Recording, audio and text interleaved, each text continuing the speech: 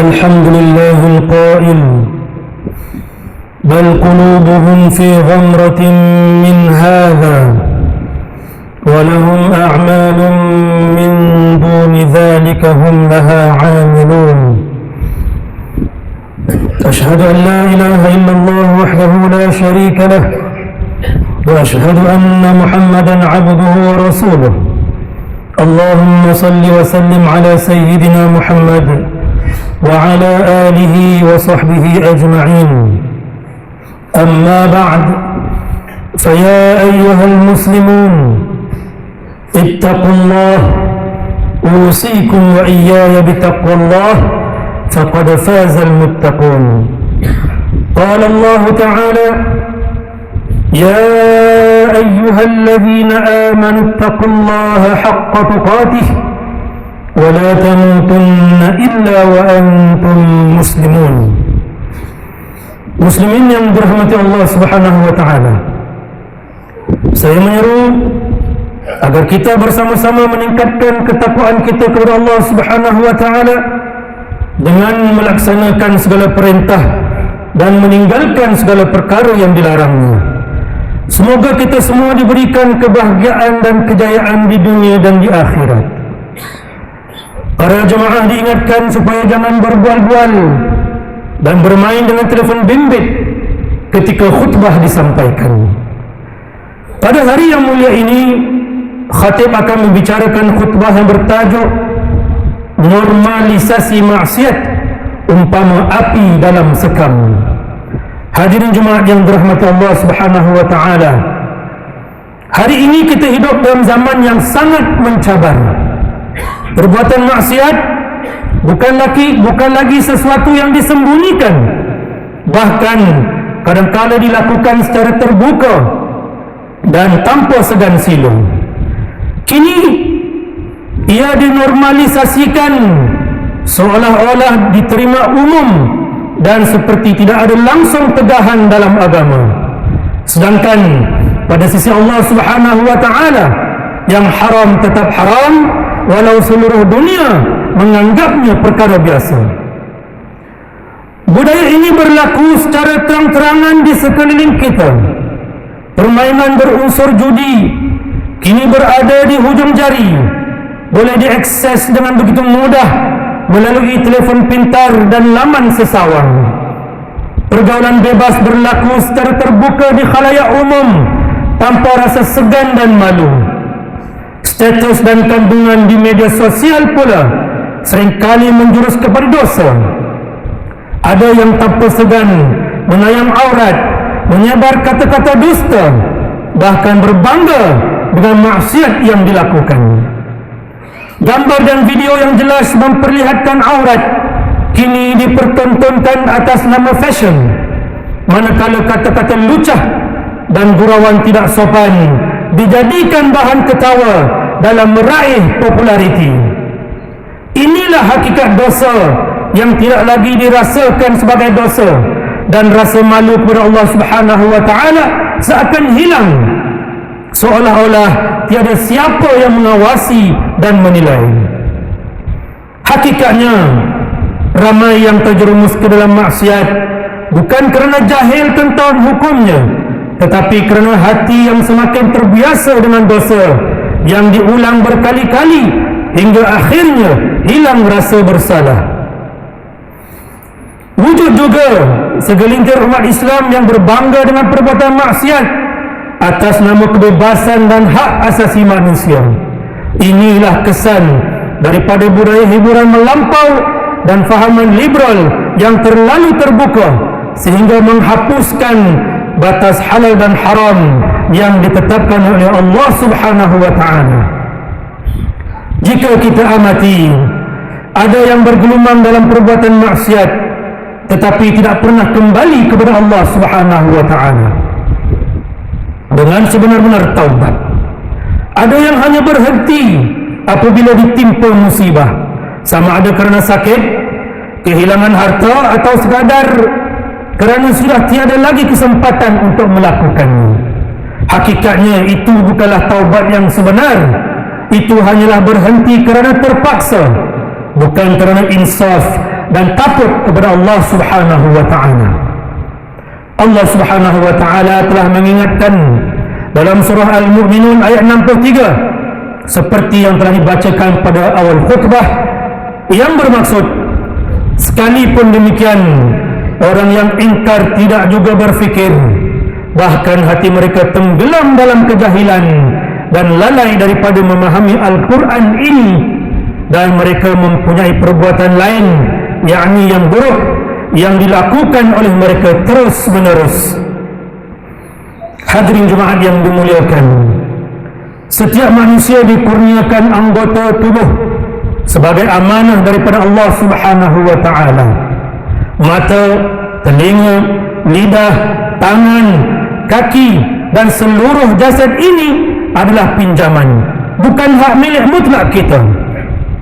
Di dunia ini ia sepatutnya menjadi alat untuk kita beramal, namun di akhirat kelak ia akan menjadi saksi terhadap setiap perbuatan kita. Mata apabila tidak dijaga akan mudah terpikat pada perkara yang diharamkan. Telinga apabila dibiarkan akan leka mendengar perkara sia-sia dan batil. Lidah yang tidak dikekang pula akan menabur dusta, membuka aib, menyalakan fitnah dan mencetuskan perbalahan. Begitu juga perut yang tidak dijaga akan diisi dengan makanan yang haram atau sumber yang diperoleh secara batil. Kemaluan jika tidak dikawal akan menjadi punca kepada zina dan segala bentuk kekejian. Tangan pula boleh menjadi alat dosa jika disalahgunakan. Dan kaki apabila melangkah ke tempat maksiat, maka setiap langkahnya adalah perjalanan menuju kemurkaan Allah Subhanahu wa ta'ala. Muslimin yang berbahagia, tabiat dosa ini aneh.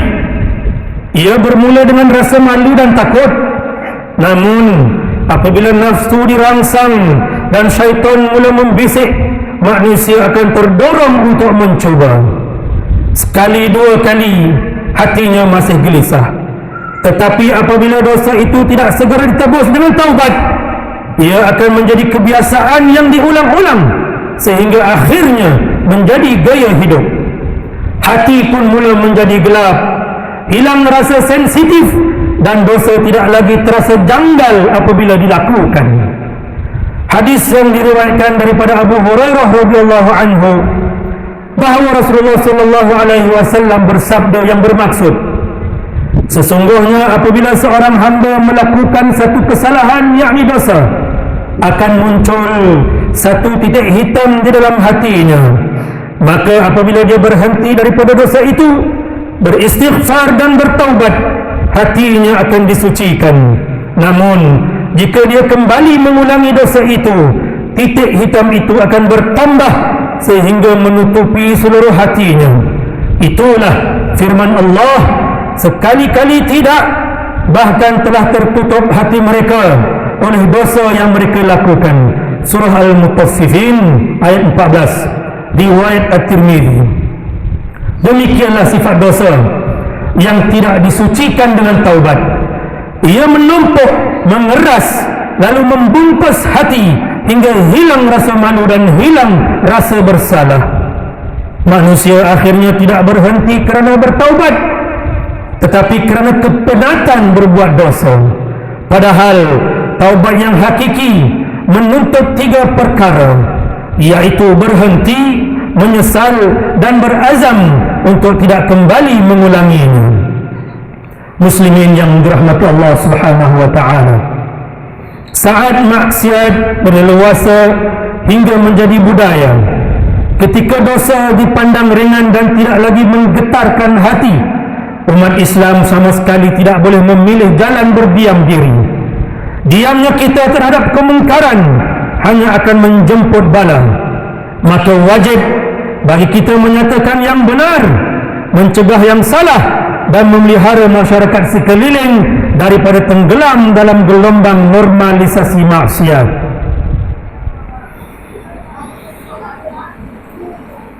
Rasulullah sallallahu alaihi wasallam telah memberi panduan jelas dalam sebuah hadis yang diriwayatkan daripada Abu Sa'id Al-Khudri radhiyallahu anhu yang bermaksud, sesiapa di antara kamu melihat kemungkaran, maka hendaklah dia mengubahnya dengan tangannya. Jika dia tidak mampu, maka dengan lisannya. Jika dia tidak mampu juga, maka dengan hatinya.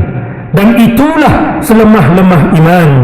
Riwayat Muslimin yang dirahmati Allah Subhanahu wa ta'ala. Syaitan tidak akan pernah berhenti. Tapi jangan kita jadikan syaitan sebagai alasan. Kita sedar bisikannya mungkin membawa rasa putus asa. Ada yang ingin berubah tetapi terperangkap dengan rasa bersalah, merasa dosa terlalu banyak, terlalu besar. Lalu mereka menyangka rahmat Allah Subhanahu wa ta'ala sudah tertutup buat mereka. Sedangkan Allah Subhanahu wa ta'ala berfirman dalam surah Az-Zumar ayat 53, La taqnatu min rahmatillah, innallaha yaghfiru adh-dhunuba jami'a, innahu huwal ghafurur rahim. Janganlah kamu berputus asa daripada rahmat Allah, kerana sesungguhnya Allah mengampunkan segala dosa. Sesungguhnya dialah yang maha pengampun dan lagi maha pengasih. Oleh yang demikian, jangan sekali-kali kita normalisasikan perbuatan maksiat. Setiap hati yang masih mempunyai rasa bersalah sebenarnya masih punya harapan. Setiap air mata penyesalan yang keluar sebenarnya masih punya peluang untuk kembali. Sesungguhnya Allah Subhanahu wa ta'ala tidak melihat berapa banyak dosa yang kita lakukan, tetapi sejauh mana kita mahu kembali kepadanya dengan taubat dan istighfar, memohon keampunan serta tekad memperbaiki diri. Para tetamu Allah Subhanahu wa ta'ala yang dimuliakan, mengakhiri khutbah pada hari ini, marilah kita mengambil pengajaran yang boleh dijadikan pedoman dalam kehidupan kita. Iaitu yang pertama, kita hendaklah menjauhi dosa dan maksiat, kerana setiap dosa yang dilakukan akan menggelapkan hati dan menjauhkan diri daripada rahmat Allah Subhanahu wa ta'ala. Yang kedua, kita hendaklah bertaubat dengan sebenar-benarnya, bukan kerana terpaksa, tetapi lahir daripada penyesalan dan tekad untuk tidak mengulanginya lagi. Ketiga, kita hendaklah yakin bahawa rahmat Allah Subhanahu wa ta'ala sentiasa terbuka untuk hamba yang ingin kembali. Maka jangan berputus asa daripada rahmatnya. A'udzu billahi minasy syaithanir rajim. والذين إذا فعلوا فاحشة أو ظلموا أنفسهم ذكروا الله فاستغفروا لذنوبهم ومن يغفر الذنوب إلا الله ولم يصروا على ما فعلوا وهم يعلمون. Dan mereka yang apabila melakukan perbuatan keji atau menzalimi diri mereka sendiri, mereka segera mengingati Allah, lalu mereka memohon keampunan bagi dosa-dosa mereka, dan tiada sesiapa yang dapat mengampunkan dosa melainkan Allah. Dan mereka juga tidak meneruskan perbuatan keji itu, sedangkan mereka mengetahui kesalahan dan akibatnya. Surah Ali Imran ayat 135. Barakallahu li wa lakum fil Qur'anil azim, wa nafa'ani wa iyyakum bima fihi min al-ayati wal-dhikril hakim, wa taqabbala minni wa minkum tilawatah, innahu huwas sami'ul alim.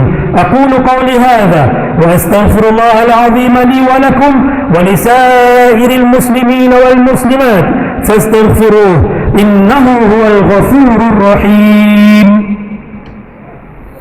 اللهم إنا نسألك بحرمة هذا اليوم المبارك أن تكشف عنا كربتنا، وأن تغفر لنا ذنوبنا، وأن ترزقنا من حيث لا نحتسب برحمتك يا أرحم الراحمين، والحمد لله رب العالمين.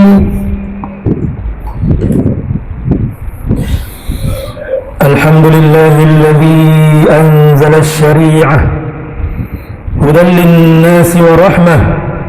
أشهد أن لا إله إلا الله وحده لا شريك له، وأشهد أن محمدا عبده ورسوله. اللهم صل وسلم وبارك على سيدنا محمد وعلى آله وأصحابه ومن تبعهم بإحسان إلى يوم الدين. أما بعد، فيا عباد الله اتقوا الله، أوصيكم وإياي بتقوى الله، فقد فاز المتقون. إن الله وملائكته يصلون على النبي، يا أيها الذين آمنوا صلوا عليه وسلموا تسليما. اللهم صل وسلم على سيدنا محمد وعلى آله وأصحابه أجمعين. اللهم اغفر للمسلمين والمسلمات والمؤمنين والمؤمنات الأحياء منهم والأموات برحمتك يا أرحم الراحمين. اللهم أعز الإسلام والمسلمين وأذل الشرك والمشركين ودمر أعداء الدين، واجعل هذا البلد آمنا مطمئنا وسائر بلاد المسلمين. اللهم وفق أئمة المسلمين وولاة أمورهم وجميع المسلمين لما فيه صلاح البلاد والعباد. اللهم إنا نسألك ونتوسل إليك بنبيك الأمين، ونسألك بأسمائك الحسنى وصفاتك العظمى أن تحفظ بعين عنايتك الربانية وبحفظ وقايتك السمدانية جلالة ملكنا المعظم سلطان سلانور سلطان شرف الدين إدريس شاه الحاج ابن المرحوم سلطان صلاح الدين عبد العزيز شاه الحاج. اللهم أدم العون والهداية والتوفيق والصحة والسلامة منك لولي عهد سلانور تنكو أمير شاه ابن السلطان شرف الدين إدريس شاه الحاج في أمن وصلاح وعافية بمنك وكرمك يا ذا الجلال والإكرام. اللهم أكل عمرهما مصلحين للموظفين والرعية والبلاد، وبلغ مقاصدهما لطريق الهدى والرشاد. ربنا هب لنا من أزواجنا وذرياتنا قرة أعين واجعلنا للمتقين إماما. ربنا آتنا في الدنيا حسنة وفي الآخرة حسنة وقنا عذاب النار.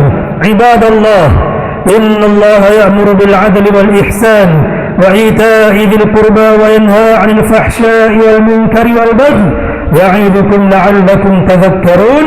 فاذكروا الله العظيم يذكركم واشكروه على نعمه يزدكم واسألوه من فضله يعطكم ولذكر الله أكبر والله يعلم ما تصنعون.